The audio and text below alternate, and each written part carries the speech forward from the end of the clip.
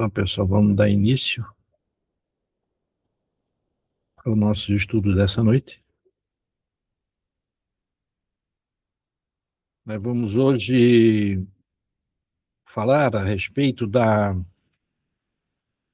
módulo 2 do livro 1, né? Roteiro de 14 a 16, que é as epístolas de Paulo, as 13.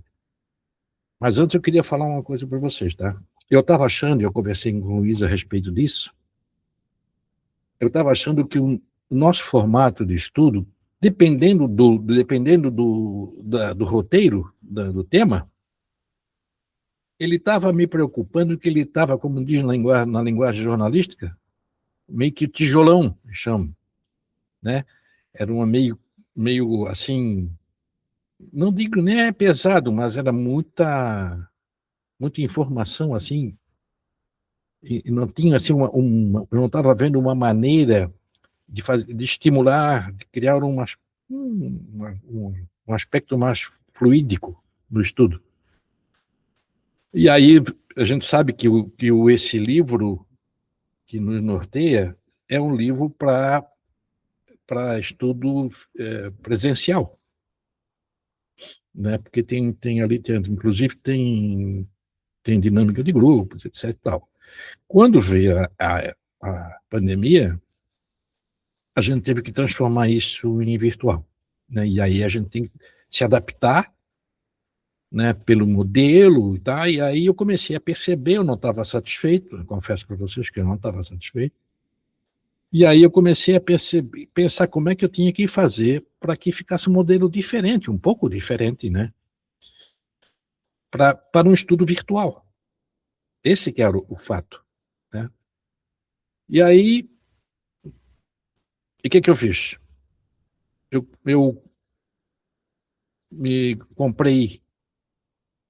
me inscrevi, né, numa dessas empresas de inteligência artificial. Se a tecnologia tem para nos ajudar, desde que a gente saiba usar, né? E aí eu comecei a fazer o quê? Eu fiz a montagem de acordo com o nosso livro, exatamente igual, e mandei para vocês, para quem quiser ler, está disponibilizado ali, né? E ao mesmo tempo eu criei, através da IA, um estudo, um estudo do tema baseado no livro, e queria, com muita ilustração e etc. Tal, eu fiz uma experiência e eu gostei do que eu vi, né? Então eu vou, hoje, a partir de hoje, eu vou passar para vocês, depois eu queria saber de vocês uma opinião de vocês, né? Eu vou mostrar para vocês aqui o estudo de hoje, né? Vamos estudar 3 roteiros, que é o 14, 15 e 16, numa apresentação. E até porque nós não estávamos tendo muito tempo, quando a gente terminava a apresentação, não estava tendo muito tempo para conversar, debater, dar opinião, né? E agora não, agora acredito. Hoje talvez ainda não, porque teve essa introdução agora aqui, a gente toma um pouquinho do tempo, mas acredito que vai melhorar. Mas para isso eu precisava do retorno, do feedback de vocês no final, tá? Ou depois, se quiser me mandar via, tá tudo certo para nós. O importante é que a gente esteja integrado nessa melhora, né? Que a gente sempre tem que se ajustar ao momento, enfim, para o nosso próprio bem. Dito isso, nós vamos então apresentar esse novo modelo de estudo virtual. Outro detalhe, eu vou passar para vocês depois, em PowerPoint ou PDF, essa apresentação. Além disso, vai mais ainda a nossa gravação. Então, conteúdo a gente vai ter bastante. Ok? Então, nós vamos estudar essas 13 epístolas de Paulo, que está no livro 1, no módulo 2, roteiro de 14, 15 e 16. E, né, numa ordem cronológica. Tá? Então, o que é que diz? É uma jornada pelas cartas do maior apóstolo do Novo Testamento. Elas foram escritas entre os anos 50 e 67 depois de Cristo, e que moldaram a teologia cristã para sempre. Houve uma, né? Antes uma perguntinha, vocês estão vendo bem a apresentação, né? Não tem nenhum problema? Tá bom para Até você? então, sim. Tá tudo certo. Beleza, então vamos embora. Então vamos dar assim, voltar um pouquinho só para a gente introduzir nas epístolas, né? Quem foi o Paulo? Paulo, considerado um fariseu e perseguidor. Por quê? Saulo de Tarso, que antes de ser Paulo ele era Saulo, né? Nasceu em uma família judaica da tribo de Benjamim. Lembra quando a gente estudou na época? Eu trouxe lá o Benjamim, né, do Abraão. Ele foi educado pelos pés de Gamaliel e tornou-se um fervoroso perseguidor dos seguidores do Cristo. Ok. Na conversão no caminho de Damasco, por volta de 33 a 36 depois de Cristo, foi derrubado por uma luz celestial e ouviu a voz de Jesus. Esse encontro transformador mudou radicalmente o curso da história cristã. Interessante, né? Que aqui ele já fala em mudou radicalmente o curso da história cristã. Olha que interessante. Os apóstolos dos gentios, chamado por Deus para pregar às nações, Paulo realizou 3 grandes viagens missionárias. Fundou igreja pelo Mediterrâneo e escreveu 13 epístolas que integram o Novo Testamento. Então, o nome de nascimento dele era Saulo de Tarso, ele tem origem em Tarso, Cilícia, atual Turquia. O martírio de Roma, aproximadamente 67 a 68 depois de Cristo, foi o martírio dele. E ele fez 13, escreveu 13 cartas do Novo Testamento. Então, é a importância dele, né, em contexto cristão. Então, a primeira viagem foi missionária. Então, ele escreveu 13 epístolas entre aproximadamente 50 e 67 anos depois de Cristo, durante um período de intensas viagens missionárias e, posteriormente, de prisões em Cesareia e Roma. As suas cartas não eram tratados teológicos abstratos. Eram respostas pastorais urgentes a comunidades reais que enfrentavam heresias, divisões, perseguições e dúvidas. Então ele teve a primeira viagem missionária, que foi a 45 a 48 depois de Cristo, em Chipre e Ásia Menor. A segunda viagem missionária dele foi 49 e 52 depois de Cristo, na Grécia, Tessalônica e Corinto.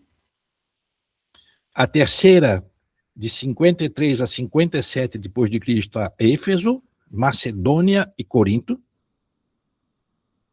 Na quarta, a prisões e martírio, 58 a 67 depois de Cristo, em Cesareia e Roma.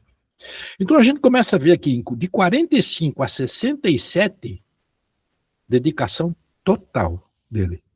Total.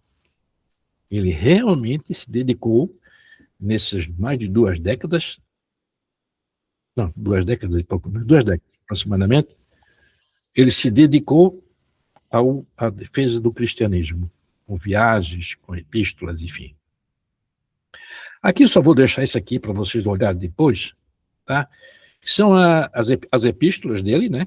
13, com a data e com o tema central. Aí vocês podem ver depois quando eu passar para vocês, tá? Isso aqui é uma coisa mais... Mas vamos lá na primeira. No ano 50 a 51 depois de Cristo. A Tessalonicenses. Local da escrita dessa epístola foi em Corinto. Essa é a primeira carta de Paulo. E possivelmente o primeiro escrito do Novo Testamento. Endereçada a quem? A jovem igreja da Tessalônica, fundada durante a segunda viagem missionária. Na segunda viagem dele missionária, ele fundou essa igreja. Ela responde à ansiedade dos crentes quanto ao destino dos que já haviam morrido antes da volta de Cristo. O tema central dessa carta, qual foi? o consolo e esperança escatológica. Paulo assegura que os mortos em Cristo ressuscitarão e que todos os crentes serão arrebatados para encontrar o Senhor. Ele já falava em reencarnação aqui, né? Na palavra ressuscitação, ressuscitarão. E não, o que ele diz aqui nessa epístola? Não queremos, irmãos, que sejais ignorantes a respeito do que já dormem. Quer dizer, já morreram, né? Está gravando? Oi? Está gravando? Tá gravando. Para que não vos entristeçais como os demais, que não têm esperança. A passagem-chave na primeira Tessalonicenses é o capítulo 14, versículo 13 e 18. A promessa da ressurreição e do arrebatamento. Na segunda epístola, também aos Tessalonicenses, foi no ano 51 depois de Cristo, ele foi escrito poucos meses após a primeira ainda de Corinto. Esta carta corrige um equívoco grave. Alguns membros da igreja acreditavam que o dia do Senhor já havia chegado, levando-os ao ócio e à desordem.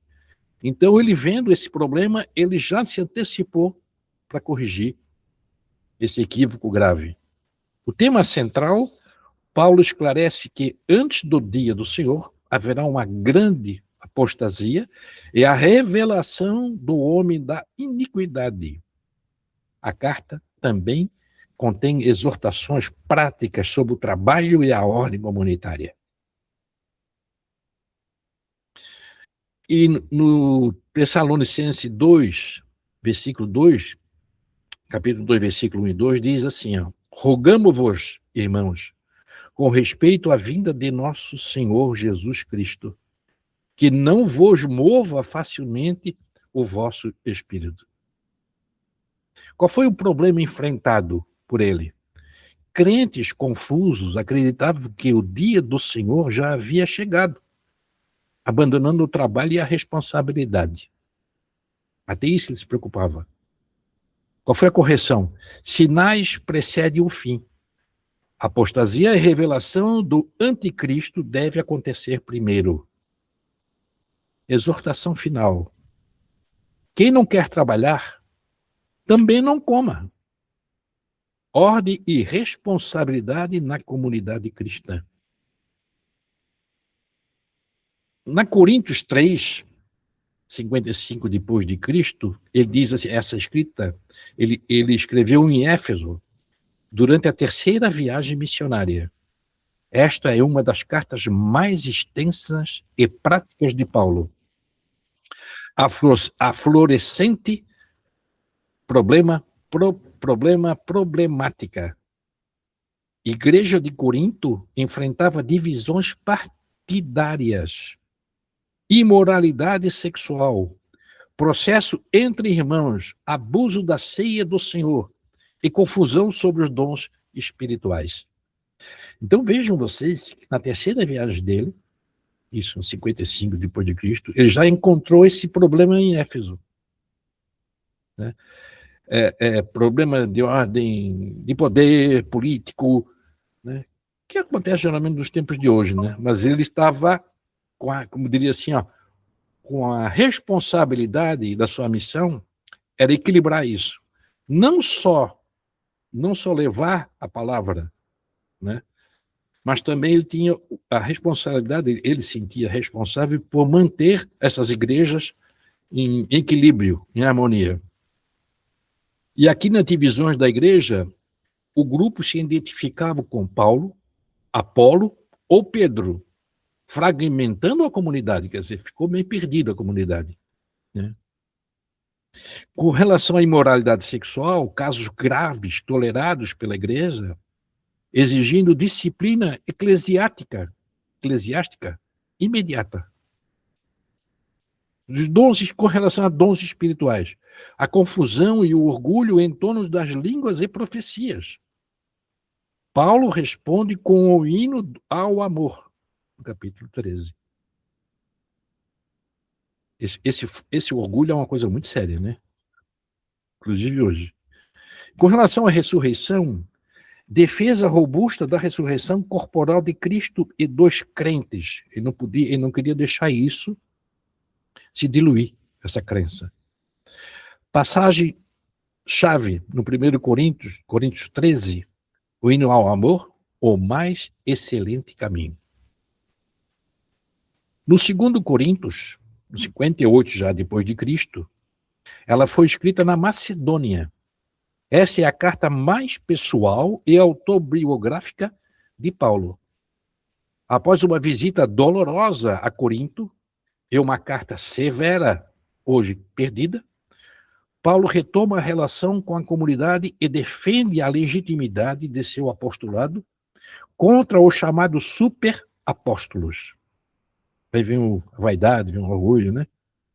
O tema central dessa epístola, dessa carta, é a fraqueza como cenário da glória de Deus. A nova aliança supera a antiga em glória. A reconciliação com Deus transforma o crente em nova criação. Arrependimentos, né? Como aconteceu com ele. Se alguém está em Cristo, Coríntios, capítulo 5, versículo 17. Se alguém está em Cristo, é nova criação. As coisas antigas já passaram. Eis que se fizeram novas. Eu queria dizer o seguinte, por quê? Porque a pregação até então, com a força dos judeus, era o quê? Apostavam somente no Moisés, né? Cristo era o problema sério dos judeus com os cristãos, né? Então, não é que Moisés estivesse errado. Fazia parte, como nós espíritas sabemos. Mas ele queria dizer o seguinte, que acima de tudo estava Cristo. Em Gálatas, que foi 57 depois de Cristo, vocês observam que a cada ano que ele está viajando, ele está fazendo epístolas, ele está botando as coisas assim em ordem. E o que ele diz? Essa escrita, possivelmente em Éfeso ou Corinto. Gálatas é a carta magna da liberdade cristã. Veja que interessante. O Paulo escreve com urgência e até indignação. Judaizantes estavam persuadindo os novos crentes e se circuncidarem a guardar a lei de Moisés como condição de salvação. É a circuncisão. Né? Eles mantinham isso muito forte, estavam tentando persuadir os novos cristãos. Aí vem a justificação pela fé. O que ele fala, né? Nenhum ser humano é justificado pelas obras da lei, mas somente pela fé em Jesus. Gálatas, capítulo 2, versículo 16. A liberdade em Cristo. Para a liberdade foi que Cristo nos libertou. Permanecei, pois, firmes e não vos submetais de novo a jugo da escravidão. Gálatas, capítulo 5, versículo 1. E o fruto do Espírito. Em contraste com as obras da carne, o Espírito produz amor, alegria, paz, paciência, benignidade, bondade, fidelidade, mansidão e domínio próprio. Tudo isso que ele diz aqui sobre o fruto do Espírito, tudo isso nós podemos produzir. Hoje a gente pode olhar para isso e dizer, eu posso produzir amor, eu posso produzir alegria, a paz, a paciência, né? A benignidade, a bondade, a fidelidade, a mansidão e o domínio próprio. Nós podemos fazer isso. Está em Gálatas, capítulo 5, versículos 22 e 23. E aqui também, agora vem a epístola 6, que é 57 depois de Cristo, Romanos, a grande teologia de Paulo. Escrita em Corinto, ao final da terceira viagem, Romanos é a epístola mais teológica e sistemática de Paulo. Uma exposição completa do Evangelho endereçada a uma igreja que ele ainda não havia visitado pessoalmente. É considerada por muitos o documento mais influente da história do cristianismo. Olha que coisa impressionante, né? Sobre a condenação universal. Todos, judeus e gentios, estão sob o juízo de Deus. Romanos capítulo 1, versículo 3. Sobre a justificativa pela fé. A justiça de Deus revelada em Cristo e recebida pela fé. Romanos capítulo 3, 21 e 26. Sobre a santificação e soberania. Vida no Espírito. Propósito de Israel e soberania divina. E sobre a ética cristã, como viver em comunidade, sob o governo e em amor. Mas, agora, independentemente da lei, a justiça de Deus tem sido manifestada mediante a fé em Jesus Cristo para todos os que creem. Romanos capítulo 3, versículo 21 e 22. Passagem-chave, Romanos 3, 21 e 26, o coração do Evangelho Paulino, essa passagem. Aí nós vamos lá para Efésios, Epístola 7, 60 a 62, de Pros de Cristo. A igreja, corpo de Cristo. Ele escrita durante a prisão em Roma, estava na prisão. Efésios é uma das chamadas epístolas do cativeiro. Com tom mais elevado e contemplativo, não trata de crises específicas, mas apresenta uma visão grandiosa da igreja como corpo e noiva de Cristo, unida, santa e chamada à plenitude de Deus. Quer dizer, vocês observem que ele estava sempre querendo juntar. Essa era a intenção primordial. Aí ele fala sobre bênçãos espirituais, eleição, adoção, redenção e selamento pelo Espírito Santo. Está em Éfesos 1, capítulo 1, versículo 3, 14. Com relação à unidade na igreja, judeus e gentios formam um só corpo em Cristo, derrubando o muro da separação.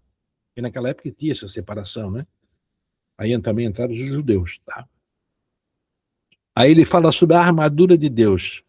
Crentes são chamados a vestir toda a armadura de Deus para resistir, às estratégias do diabo. Efésios capítulo 6, versículo 10, 18. Aí ele vai para a epístola 8, que é os Filipenses. Ele trata sobre a alegria no sofrimento. Também escrita na prisão em Roma, Filipenses é a carta da alegria. A palavra alegria e suas variantes aparecem mais de 16 vezes neste breve documento. Paulo escreve para uma comunidade amada, a primeira igreja fundada na Europa, para agradecer pelo apoio financeiro recebido e exortá-los à unidade e ao contentamento. Regozijai-vos no Senhor sempre. Outra vez, regozijai-vos. Filipenses, capítulo 4, versículo 4. Tema central dessa carta. Alegria inabalável em Cristo, mesmo nas correntes. A grande passagem cristológica do hino de Cristo, Filipenses, capítulo 2, versículos 5 e 11. Ele exalta a humilhação, a exaltação de Jesus como modelo de serviço. Olha que interessante, né? Na epístola 9, foi 60 a 62 depois de Cristo, Colossenses, a supremacia de Cristo. Escrita na prisão, continua na prisão, né? Escrita na prisão em Roma, Colossenses responde a uma heresia sincretina, que misturava o evangelho como filosofia, ascetismo, culto a anjos e práticas cerimoniais judaicas. A resposta de Paulo: Cristo é suficiente. Ele é supremo sobre todas a criação, sobre todas as criações, sobre toda a criação, né? Então ele na prisão ele estava ainda mandando através de cartas orientação. Nele foram criadas todas as coisas. Tudo foi criado por meio dele e para ele. Colossenses, capítulo 1, versículo 16. A preeminência absoluta de Cristo. Sobre a plenitude em Cristo. Em Cristo habita corporalmente toda a plenitude da divindade. Nenhuma filosofia ou tradição humana pode acrescentar o que Cristo já provê.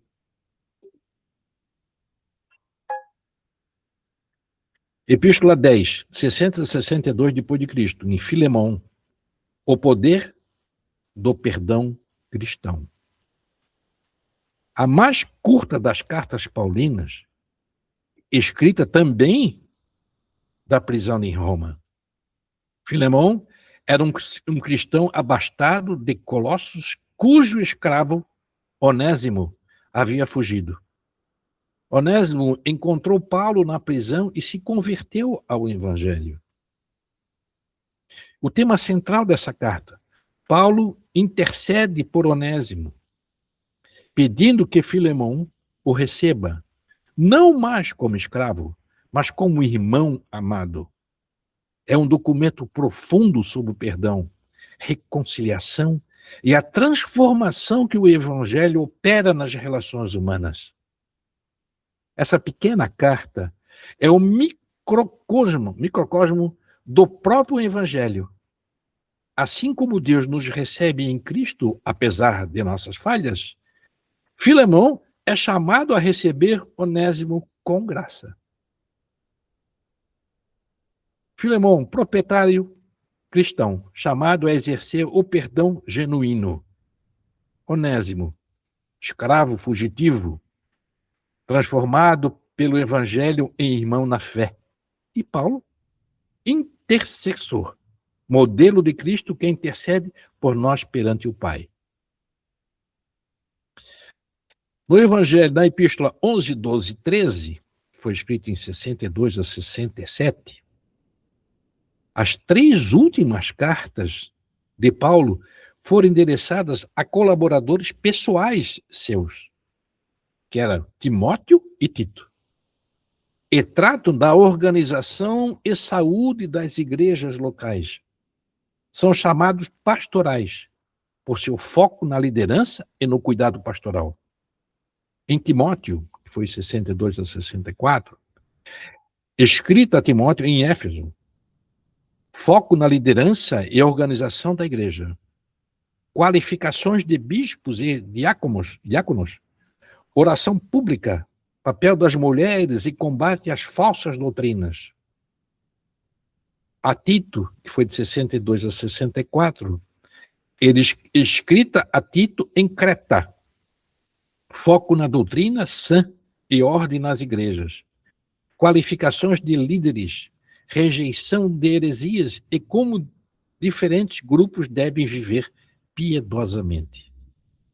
E em Timóteo, que foi em 67 depois de Cristo, a última carta de Paulo, escrita pouco antes do seu martírio, um testamento espiritual, fidelidade ao Evangelho, resistência ao sofrimento e transmissão da fé às próximas gerações. Combate o bom combate, completei a carreira, guardei a fé. Qual foi o legado eterno de Paulo? Combate o bom combate, completei a carreira, guardei a fé. das margens do Mediterrâneo às prisões de Roma, Paulo escreveu 13 cartas que continuam a transformar a vida de 2000 anos depois. Cada epístola é um testemunho de que o Evangelho é o poder de Deus para a salvação e de que nenhuma corrente é capaz de silenciar a palavra de Deus. O ano 50 a 57 depois de Cristo foram cartas missionárias. Tessalonicenses, Coríntios, Gálatas e Romanos. De 60 a 62, carta do cativeiro. Efésios, Filipenses, Colossenses e Filemão. E de 62 a 67, cartas pastorais, que foi a Timóteo, Tito e depois a Timóteo novamente. Então, pessoal, isso foi exatamente o em resumo, né, claro, o que o Paulo nos deixou como referência, né, como guia até os tempos atuais. Agora como é que eu vou falar para vocês? Vejam bem vocês, eu fiz uma apresentação agora que, se a gente quisesse aprofundar mais, é só entrar naquele arquivo que eu mandei para vocês, que é o do livro, né? Aqui foi o que o IA faz, ela pegou, eu já comparei, ele pegou os principais pontos, né? As mensagens principais, que são as mais fortes, em termos de reflexão, de tudo isso, para que a gente possa lembrar sempre desse legado, né? De Paulo de Tarso. E hoje a gente pode dizer que estamos saindo desse roteiro com uma certeza de que nós passamos a conhecer um pouco mais do que aquilo que a gente até então, como cristão, nós tínhamos de conhecimento, né? Então, eu vou deixar agora aqui aberto para vocês, que a gente que é cristão desde o nascimento, e o que hoje, o que representa esse estudo em relação a esse tema, né? E a importância que ele tem daqui para frente, como nova era, como Paulo disse ali, né? Passado já passou, nova era, novo momento. Então, com a palavra, quem quiser fazer uso. A cartas e epístolas é a mesma coisa, eu acho, né? A epístola já é considerada como cartas, né? É. Mas aqui eu noto que a carta, geralmente, ele é a mesma coisa, né? Mas assim, quando ele se tratou de pessoal, como o Timóteo, o Tito, né? Ele usou o termo carta, né? O restante ele fazia como... Vocês veem a importância desse missionário? Porque ele, como eu falei, 2 décadas e pouco, né? Aproximadamente. Ele fez viagens missionárias, levando a palavra, edificando igrejas, organizando as igrejas, administrando essas igrejas, mesmo no presídio. Quer dizer, ele nunca desfocou. Não é que poderia ter passado um momento, uma fase que ele não, ele teve esse período que ele passou para Paulo de Tarso.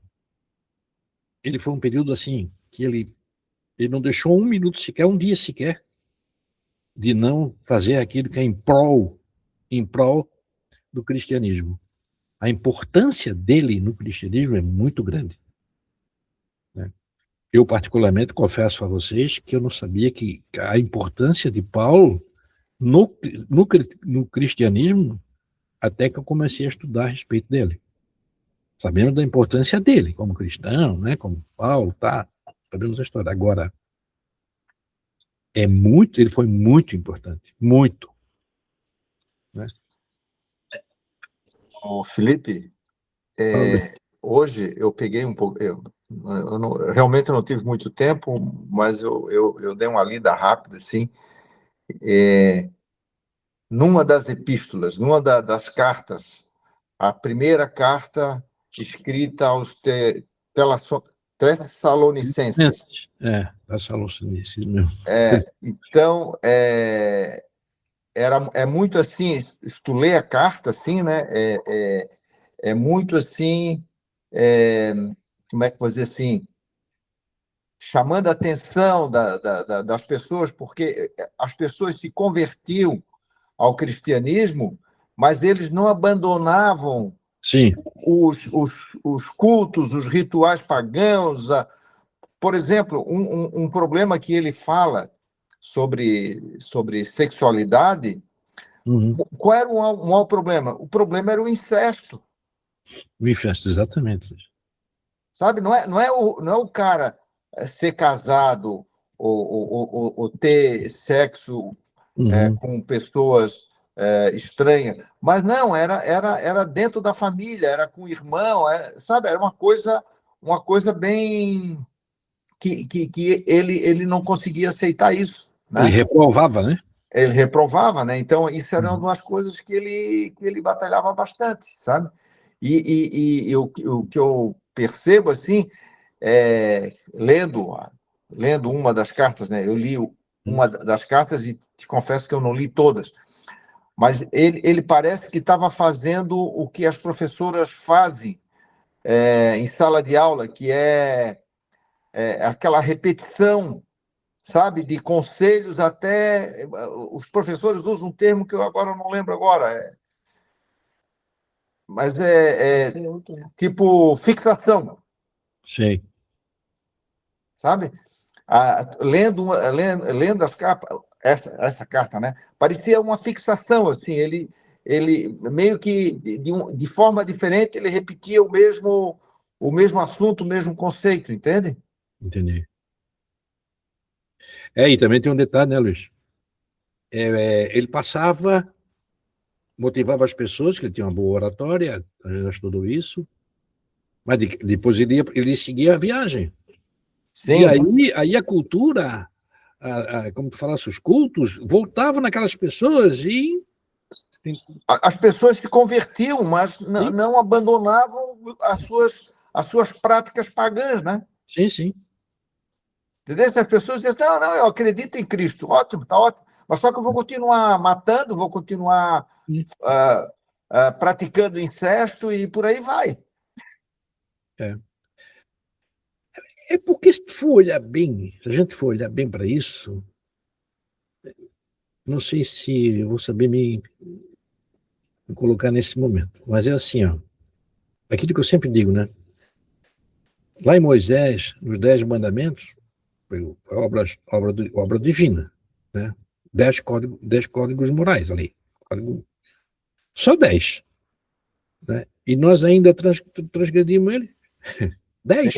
Sim, sim. A gente não precisa, a gente não precisa nem entrar lá em Jesus, cara. Pega lá os 10 lá de Moisés, É? né? E hoje nós estamos aqui com muita informação, mas mesmo assim a gente ainda Pelo menos, Felipe, nós estamos tentando, tentando. É. É? sabe? É, Estamos salvos? Não, mas pelo menos nós estamos aqui tentando. é como dizia o Paulo, né? Paulo dizia, né? Fique em Cristo, né? Porque até a maneira que ele coloca ali, que para chegar a Deus, né? Nós precisamos, em outras palavras, nós precisamos do Cristo, porque ele é uma referência, ele é um polo, ele é uma ligação, né? Pela nossa pouca evolução e por Jesus ser hoje o responsável pela evolução do nosso... Eu já não sei se é sistema solar, uns falam sistema solar, outros falam no planeta Terra, né? Mas a gente tem que, diria assim, realmente estar sempre lendo, contemplando, analisando, refletindo. Tem que ser constante isso. É. Agora, particularmente, eu vejo tanta doutrina. Todas falam em Cristo, né? Sim. Mas de que forma? Não é que o espiritismo eu não considero uma religião, mas Mas não que seja assim, ó, só essa que existe. Não, mas pode até ser, como nós falamos semana passada. Eu conheço gente aqui, muito próximo, que são testemunhas de Jeová. Eles têm boas, como é que diz? Boas tarefas, Práticas, né? boas práticas. Boas práticas, isso. Isso. Eles têm boas práticas, sim. Tem, claro que Mas tem. tem alguns dogmas também que atrapalham. Esse é o problema que eu vejo, assim. Lógico que o espiritismo não é uma religião, é uma filosofia, é uma ciência, é uma doutrina, não é uma Isso. religião. Nada é proibido, né? Sim. E as religiões, de modo geral, elas sempre têm uma proibição que às vezes não faz o menor sentido, entendeu? É porque elas alteram o teu livre-arbítrio. Porque não faz sentido ter algum tipo de proibição, por exemplo. Nada contra os testemunhos de Jeová, que eu tenho até amigos que são testemunhos de Jeová e acho eles ótimos e acho as práticas deles ótimas. Mas por que não aceitar transfusão de sangue? Por quê? Qual é o problema? Pois é. Igual os judeus lá com a circuncisão. Para ser aceito, tem que fazer a circuncisão, mas o que tem uma coisa a ver com a outra? Né? Então, é uma coisa assim que não faz o menor sentido, entende? Então. E aí, Luiz, na igreja católica também deve ter um monte de coisas desse tipo também que eu acho que também não faz o menor sentido. O que eu acho na igreja católica a gente foi criado sobre o medo, né? Sim. Ou tu faz assim, ou tu vai para o inferno. Em outras palavras, claro. Não, tu vai para o inferno, não, tu vai arder no fogo do inferno. Arder no fogo do inferno. Então, pelo medo. Não é só ir para o inferno. Então, eu usava o medo. O medo fazia tu refletir. Não, eu não vou fazer porque eu tenho medo. Não é que não tinhas vontade. Não tinhas o livre-arbítrio. Tu até poderias utilizá-lo. Mas o medo é que te bloqueava. Tu vai arder no fogo do inferno. Meu Deus. Comparando, né, Felipe, o que tu passasse hoje com a nossa vida atual, eu acredito que, por mais que a gente estude, por mais conhecimento que a gente tem, a gente ainda regride como eles e ainda permanece com alguns estilos de vida, sabendo que está errado, né? Então, eles acreditavam e continuavam fazendo a mesma coisa. Nós também, eu acredito, né? Até eu, todos nós. Todos nós, mas eu estou dando meu exemplo. Mas a gente acredita, estuda, enfim, quando tu vê, tu está deslizando. Está deslizando de novo. Deslizando, patinando e por aí vai. Agora tem uma coisa assim que eu acho muito interessante, sabe? Só assim, criando aqui um apêndice aí. Esse dia eu estava parado pensando. A gente se prepara para nascer, para reencarnar, certo? Certo. A gente então reencarna, ok, nascemos. Agora nós temos por obrigação de se preparar para desencarnar. Sim. Aí eu quero dizer o seguinte, que tu vai viver a vida toda, não, eu vou morrer, vou morrer. Não, não é isso. É a preparação para desencarnar. Por quê? Porque quando a gente estiver no plano espiritual, essa semana eu pensei muito nisso, quando a gente estiver no plano espiritual, lá nós vamos continuar estudando lá. Claro, para aqueles que desejarem, né? Vamos continuar estudando, vamos frequentar bibliotecas no plano espiritual fantásticas, que não dá nem para comparar. Mas eu quero dizer o seguinte, a gente está estudando como nós estamos estudando, queira ou não queira, a gente já começa assim, nós temos um pedacinho já. Quando chegar no plano espiritual, dizer assim, poxa vida, agora eu quero me aprofundar nesse tema aqui. Diria assim. Porque a nossa personalidade, do jeito de ser, a gente pode mudar, devemos mudar, mas o que a gente pensa, se hoje nós estamos errados, nós vamos ter que corrigir isso, né? Não sendo nessa encarnação, vai ser em outras.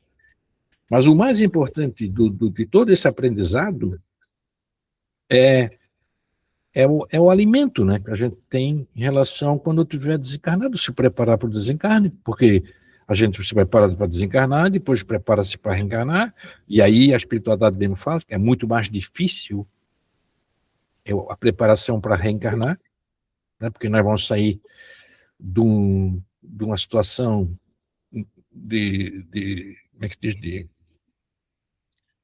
dimensão totalmente diferente, para olhar para esse planeta e dizer, meu Deus, tá, vou ter que voltar lá para aquela escola que não é fácil. Ô, Felipe, a gente sai de uma situação de conforto para uma situação de risco. Isso mesmo. Bem isso aí mesmo.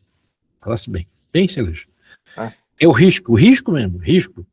Nós estamos a todo momento em colocação de risco. É isso aí.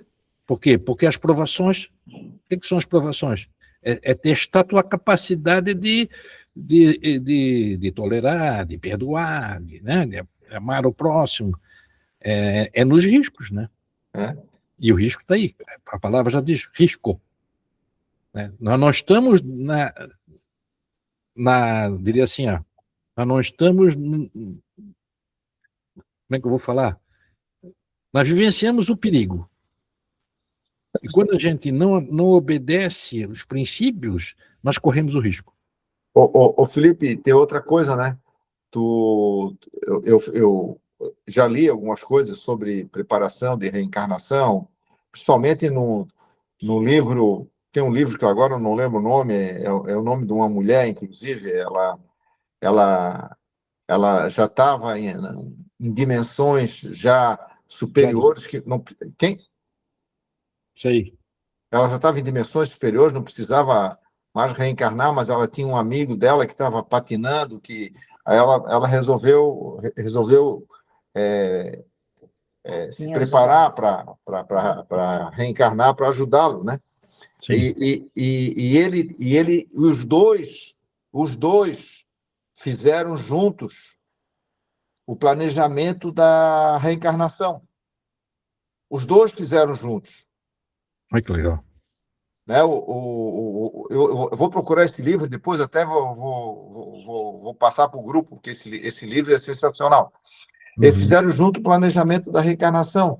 Mas o problema é o seguinte, que quando tu sai de lá com o teu GPS todo programadinho, quando chega aqui, tu chega sem GPS, cara. Recalculando, aí começa recalculando a rota. Não, nem recalculando, não recalcula nada, o GPS é branco. Esse é o fato. Sabe? Então, aí, meu amigo, assim, é o teu livre-arbítrio e o que está na tua essência, senão tu está frito. Aí, Luiz, aí a gente volta aqui para o nosso estudo de hoje, né? Por que o Paulo não deixou um minuto sequer de estar focado naquilo que ele precisava? Porque era uma mudança de paradigma, uma mudança de tudo. Sim. Né? Por exemplo, vamos fazer aqui, não é comparar não, mas vamos aqui pensar no negócio. Jesus teve 12 apóstolos importantes. Tanto é que senão Jesus não teria escolhido, óbvio. Os 12 fizeram aquela tarefa que devia fazer. Mas registrado como Paulo não tem nenhum. Não. Não tem assim, nenhum. ó, e tu vê, por exemplo, o Mateus, sem querer comparar com Paulo, porque o Mateus não era romano, era judeu, na verdade, mas ele trabalhava com os romanos, ele era cobrador de impostos. Exatamente. Por causa da sua capacidade matemática, de fazer conta, etc. Tal, enfim, ele era cobrador de impostos. Ele estava... Isso aí aparece nessa série aí, The Chosen, né? Sim. Ele estava cobrando impostos, Jesus olhou para eles e disse, siga-me. Ele largou tudo na mesma hora, ele era rico, ele largou tudo na mesma hora e foi embora, seguiu. E ele foi um dos caras que ajudou muito. Todos foram importantes, né? Os 12 Não, pois mas eu digo assim, por exemplo, a preparação, pelo menos no filme sim. Mostra isso, né? A preparação da essência do Sermão da Montanha foi discutido Jesus com Mateus. Sim. Os dois que discutiram, e o Mateus criticava ele. Sim. São coisas assim que a gente começa a olhar hoje, né? E como diz ali no início dessa nossa apresentação de hoje, né? A importância do Paulo para o cristianismo atual. 2000 anos Para passaram. todos os tempos, Felipe. Para todos os tempos. Para todos os tempos. Agora tu vê quando Jesus escolhe ele ali na entrada de Saulo, né? Lá em... Como é? Que ele ainda era Saulo. Sim. Né? Na entrada de Damasco, né? Damasco. Isso, na entrada de Damasco. Quando Jesus faz aquela apresentação, que dali ele se transforma, cara. É uma coisa assim, uma transformação. O Paulo é um exemplo de transformação que todos nós podemos ter. Mas o Paulo, eu acho que foi um tratamento de choque, né? Foi. Mas para Jesus escolhê-lo, porque essa qualidade do espírito dele tinha, né? Com certeza. Jesus escolheu porque ele era uma pessoa com uma capacidade de comunicação muito, muito forte, né? Muito forte. E ele era uma pessoa reconhecida no mundo todo, no mundo conhecido, né? Naquela região, como um grande caçador de cristãos, vamos dizer assim. Sim. A transformação dele, a mudança dele para o outro lado, tem um significado assim muito especial, né? Até porque também ele era cidadão romano. Várias vezes ele estava preso e foi solto por isso. Ele era cidadão romano. Se não, Luiz, ele já teriam matado ele lá em Jerusalém, antes de ele sair da primeira viagem. Ele não tinha chegado nem na casa do caminho. Não, nem na casa do caminho, exatamente. Ele não tinha nem chegado lá. Não. É isso aí, pessoal. Então, assim, né? Depois você me passa o que vocês acharam dessa nova apresentação. Eu acho que é isso aí, Felipe. A ideia aqui, vou colocar de público aquilo que eu já te falei, né? A ideia aqui é tu trazer a essência dos trabalhos, a tua compreensão, o teu entendimento, quer dizer, o que tu já aprendesse ao longo desses anos todos de doutrina, né? Desde a mais tenra infância, né? Porque eu sei que tu estás trabalhando nisso desde a mais tenra infância. Então, tudo isso é importante. Nós queremos nos aprofundar mais, pegar como eu fiz hoje, eu peguei a primeira carta e fui ler, para dar uma olhada. Sim. Amanhã vou dar uma olhada em outra, ler outra. Vou ler todas? Provavelmente não, mas uma ou outra eu vou ler. E a gente vai se aprofundando dessa forma. Acho que é isso aí. Eu conversando ontem com a Letícia, e eu estava dizendo para a Letícia, o tempo de espiritualidade não representa nada, sabe por quê? Eu digo isso assim como testemunho mesmo, né? Eu fui, bem dizer, criado numa família espírita. Meus pais, naquela época, se falava em espírito, tu ficava tremendo, apavorado, né? E aí, nós tivemos centro espírita, aquela coisa, aí era só de cura o tratamento. Tive muitas conversas com espíritos, assim, de muita luz, aconselhamento, dúvidas. Tudo isso aí agregou valores, né, Luiz? Claro. Mas eu vou confessar uma coisa para vocês, tá?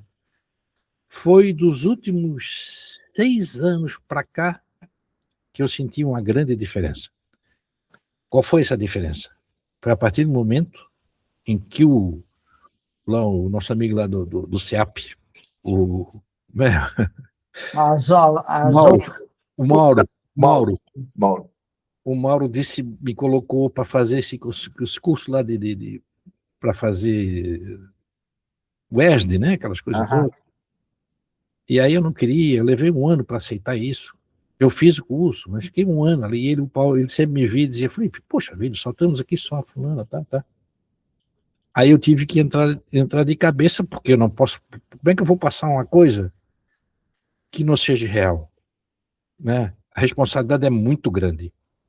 E aí, nesse momento, desses últimos, não chega nem uma década, dos últimos 6 anos para cá, é que eu realmente comecei a estudar, assim, profundamente a espiritualidade, tá? E esse pouco tempo que eu, de lá para cá, eu posso dizer que me abriu muito a cabeça. Ai, muito. Muito. Então, Que bom, Felipe. eu disse para minha irmã ontem, disse, ainda é tempo, leia mais. Não fique só naquele conhecimento que a gente tinha básico, elementar da espiritualidade, que Sim. é a incorporação, que é conversar, acreditar. Esse entendimento, ele é elementar, né? O que nós estamos fazendo aqui é trazendo o cristianismo para nosso entendimento espiritual, né? É esse que eu entendo como uma chave do negócio, é isso aí, tu pegar aquelas passagens de Jesus que nós vamos estudar ainda e trazer para esse momento nosso. Sim. Né? E aí eu vou lá naquilo que o Luiz falou há muito tempo atrás, há tempos atrás, não muito, vamos tirar Jesus da cruz, vamos olhar para ele como... É Né? isso que eu acho que a Igreja Católica, ou a Igreja Católica e muitas outras igrejas não fazem, né? Pô, tudo bem, foi um evento extremo de extrema importância, etc. Tal. Pô, mas agora a gente precisava de um Cristo sem cruz, né? Um Cristo Sem cruz. mais humano, mais presente, sabe? Aquele Cristo verdadeiro, não aquele que sofreu na cruz. Não é que sofreu, mas que morreu na cruz. Né? Aí o cristianismo fala assim, morreu na cruz para nos salvar. Mas tá, ok. Quer dizer, morrendo vai te salvar? Não, tu vai te salvar, baseado no que ele deixou. Sim. Não é a cruz. É verdade. Enfim. Que a gente alimenta muitas vezes isso, né? Na próxima semana, pessoal, eu vou passar esse vídeo, essa gravação para vocês, e vou passar também esse arquivo. Tá. Aí vocês vão ter 2 arquivos, em relação ao primeiro que eu mandei, que era que a gente vinha fazendo, né? Cópia do livro. Esse aqui, só para refletir, e mais a gravação. Tá bom. Valeu, Felipe. Outra coisa, na próxima semana nós vamos estudar as epístolas de Tiago e de Pedro. Ok. 2 apóstolos, tá? Beleza. Tá certo. Então, pessoal, assim, eu vou deixar aqui, vou pedir a Neuzinha, já conversamos, a Neuzinha vai fazer hoje um encerramento para a gente, né? Mais uma vez, obrigado. Depois vocês me dão um retorno aí, o que vocês acharam, o que precisa melhorar, tá? Eu aceito. Melhorar mais um pouco também a participação do membro, né, do grupo, né? Mas aí se a gente agora vai fazendo assim essas apresentações diferentes, mais enxuta, mais leve, né? Sim. A intenção é fazer uma coisa mais fluídica. E isso aí. Não tom tijolo. Vai lá, Neuzinha, deixa contigo a palavra, se alguém quiser fazer uso. O Neuzinha vai encerrar para a gente. Eu hoje escolhi uma oração da noite para finalizar o nosso estudo, mas antes eu queria agradecer a espiritualidade por mais esse momento, por mais esse dia. Queria pedir à espiritualidade, Felipe, que iluminasse, que tu fosse perseverante naquilo que tu procuras para nos auxiliar, esclarecer, enfim, que tu receba todo o nosso carinho, todo o nosso amor, toda a nossa compreensão, um trabalho de perseverança, né, toda semana que tu faz, para trazer tanto conteúdo, com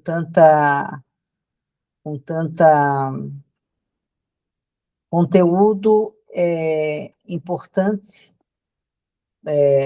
para o nosso dia a dia. Então, eu vou começar a ler a oração, tá?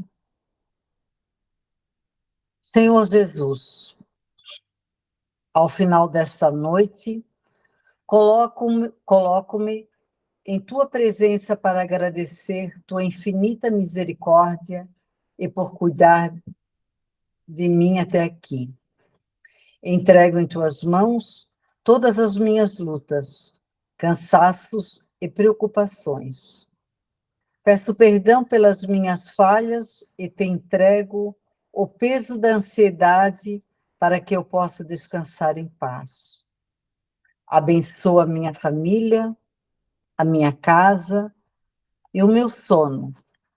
Que os teus anjos estejam de guarda ao meu redor, protegendo-me de todo mal e renovando as minhas forças para o dia de amanhã.